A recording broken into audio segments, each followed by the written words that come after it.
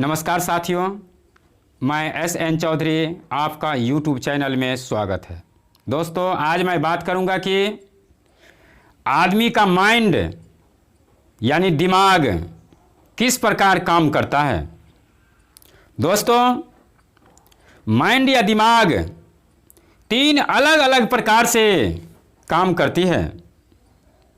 पहला है conscious mind यानी चेतन मन। दूसरा है सब कॉन्शियस माइंड यानी अवचेतन मन। तीसरा है अनकॉन्शियस माइंड यानी अचेतन मन। इन तीनों में सबसे ज़्यादा पावरफुल सब कॉन्शियस माइंड यानी अवचेतन मन होता है।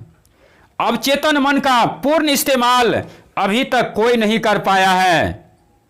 जितने भी कामयाब लोग गुजरे हैं या अभी जीवित हैं, वे सभी लोगों ने आम लोगों से ज़्यादा अपने अवचेतन मन का इस्तेमाल करते हैं, जिसके कारण वे कामयाबी की बुलंदियों तक पहुंच पाए हैं। दुनिया में दिखाई देने वाली हर चीज़ या प्रत्येक वस्तु के तीन आयाम होते हैं। वे तीनों आयाम हैं लंबाई, चौड़ाई तथा ऊंचाई। इसी प्रकार हमारा माइंड भी त्रिआयामी है, जो इस प्रकार है चेतन, अवचेतन और अचेतन मन। कहने का मतलब है कि मन की संरचना भी किसी भौतिक पदार्थ की भांति ही है। बस फर्क इतना है कि मन सूक्ष्म होता है, जिसके कारण वे दिखाई नहीं देता है, जबकि भौतिक पदार्थ स्थूल होते हैं, जिसके कारण वे दिखाई पड़ते हैं। अब मैं बात करता हूं कि माइंड किस प्रकार काम करता है।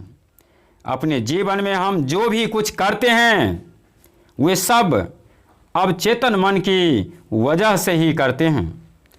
अपने अवचेतन मन का इस्तेमाल करके हम जो कुछ भी सीखते हैं, वही हम जिंदगी भर करते रहते हैं। जिंदगी में व्यक्ति जो भी बड़ा या छोटा काम करता है, वे सिर्फ और सिर्फ अपने अवचेतन मन के कारण ही करता है। जो कोई व्यक्ति अपने अवचेतन मन पर काबू कर लिया, उसके लिए कोई भी बड़ा काम मुश्किल नहीं होता। कोई भी बड़े काम की प्लानिंग तो कर लेते हैं, लेकिन जब उस काम की शुरुआत करते हैं तो बड़े मुश्किलें आती हैं। लेकिन उस स्थिति में अगर हम कोशिश करना छोड़ दे तो हम अपने अवचेतन मन को प्राप्त ही नहीं कर सकते। लेकिन उस मुश्किल परिस्थिति में अगर हम फुल फीलिंग्स के साथ लगे रहते हैं, तो हम अपने अवचेतन मन को प्राप्त कर लेते हैं और धीरे धीरे वही काम हमें आसान लगने लगती है और एक दिन हम अपनी मंजिल पा लेते हैं। जैसे जब हम साइकिल चलाना सीखते हैं, तो हम पहली बार में ही नहीं सीख पाते और ना एक या दो दिन में हम सीख पाते हैं।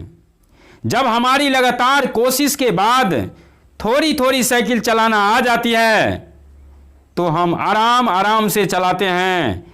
उस समय हम अच्छा से कट भी नहीं मार पाते हैं। ब्रेक भी याद करके इस्तेमाल करते हैं। कोई मोड़ आने पर बड़े ध्यान से साइकिल मोड़ते हैं। लगातार मेहनत, कोशिश और सीखने की जिज्ञासा से कुछ ही दिनों में हम अच्छी से साइकिल चलाना सीख जाते हैं। उसके बाद हमें न मोड़ से डर लगता है, न तेज चलाने से। जब हम साइकिल चलाना सीख रहे थे, उस समय पहली बार जब हम गिरे या हमें उस समय चोट आई होगी, तो हमारा चेतन मन दुखी हुआ होगा और हो सकता है उसने हमें आगे साइकिल चलाने के लिए मना भी किया हो। लेकिन अब चेतन मन ने चेतन मन को संदेश दिया होगा कि साइकिल हर हालत में चलानी सीखनी ही है।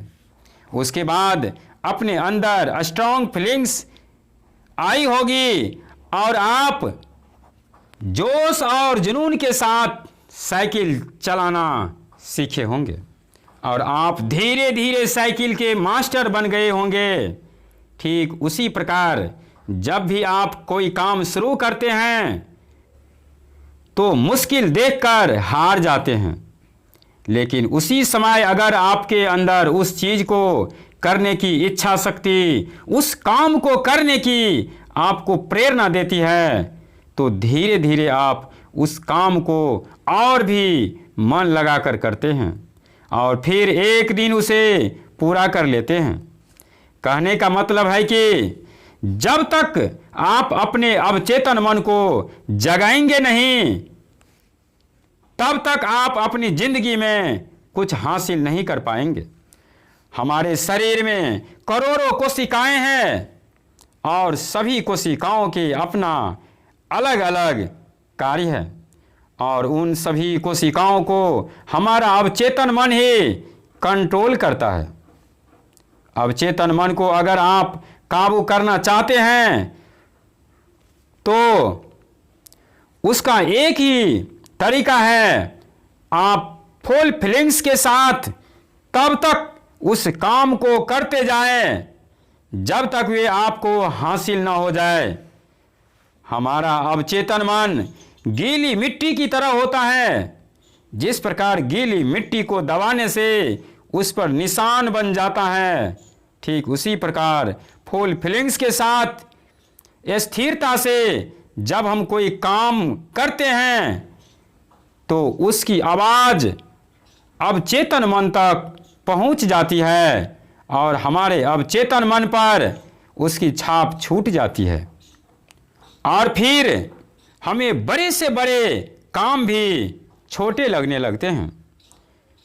अवचेतन मन को प्राप्त करने के लिए आपको अपने अवचेतन मन को जगाना होगा, उसे बताना होगा कि हम ये काम करना चाहते या ये पाना चाहते हैं, फिर पूरे मन से उस काम में जुट जाएं।